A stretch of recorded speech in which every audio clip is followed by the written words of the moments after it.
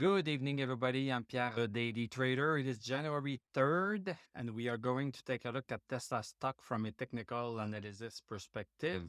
My goal in doing these videos is to help you understand how you can use technical analysis to make better trading and investing decisions. But I'm not a financial advisor, so please do your own research and make your own decisions. So Happy New Year, everybody. It is 2023.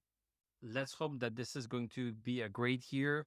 Let's hope that the war with Ukraine is going to end. Let's hope that inflation is going to come down because it's not easy for many people. So let's hope that things are going to get better. Let's take a look at Tesla for this first day of 2023, the first trading day. So Tesla closed down $15.08. That's 12.24% down, closed at 108.10. Post-market, we are down by a further 13 cents.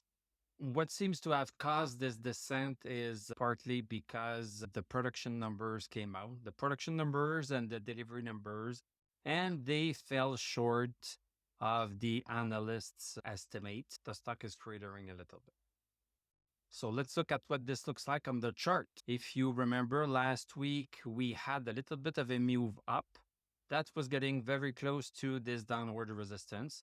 It could have been possible that we crossed that resistance. It did not happen, but it was perfectly possible. The move was nice on the 1-hour chart. And now we are coming back down. We are crossing again 111.42, which is the support right here. And I have no chance but to do a double support kind of thing for those who know this channel. If we look at what happened on December 27th and December 28th, is that we came a little bit lower than 111.42. And then we went back up from there. So it means that the support at 111.42 did not hold precisely enough, so that this is why I am creating this double support concept, which is showing the real support that was hidden very close to 111.42. And if we take the low of December 28th, it is exactly the bottom of the candle that was made today. So there are no coincidences, and then we'll see what is going to happen tomorrow if we are going to go lower or not. Let's go to the 1-hour chart to understand how this happened today. So last time we closed just a little bit above 122.29, which was our support right here around December 22nd. And it was also used as resistance right here because we could not cross it.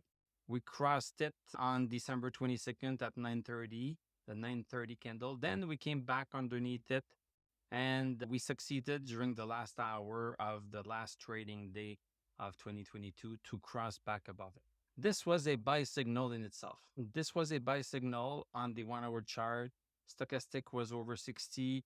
We had broken a horizontal resistance, blah, blah, blah. This was all great. In terms of the context of this, we had a downward resistance that was very close. So we could have gone up today, up to that resistance, and then maybe cave in. But the stock was just lower than that and weaker than that. So we opened with a gap down. So first hour, we came back down to 111.42. Then we went to this new double support thing at 108.37 at the first hour. And now we cannot go back above 108.37. I'm just afraid to say that this is not looking good for tomorrow. We cannot even go back above 108.37, which was used as a support, as I just mentioned. And stochastic on the 1-hour chart is quite low at 17. This is not looking good. This is not looking good. Let's go back to the daily chart. So let's look at our indicators on the daily chart. Stochastic is coming back lower at 378. RSI never left the oversold position, but now it's even deeper in there at 24.86. And it's at 30 that RSI is getting outside of the oversold position. MACD is just stabilizing a little bit, but still bearish, and the MI is also quite bearish. Yeah, it seems that 111.42 is not even holding. So I'm afraid to say, but next significant support, if we look at what we saw in mid-July 2020, we had some resistance. We had some support right here at $91. It's really possible that Tesla is heading down to that direction. Right now, we need to assume that we are going towards that number unless we see a reversal and we start crossing back this downward resistance.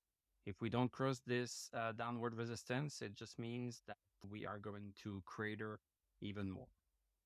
So it might be sad, but we cannot change the market. We can only observe the market and change our behavior. It's not the market that need to change its behavior for us. It's us that we need to change our behavior for the market.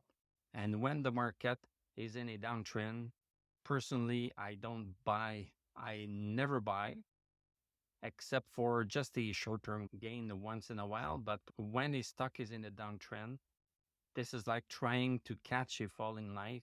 You should not do it. You should just let it go down. And then as soon as it starts breaking a downward trend, when it's going to break this downward resistance, then then we can start thinking about getting back in, but not before that.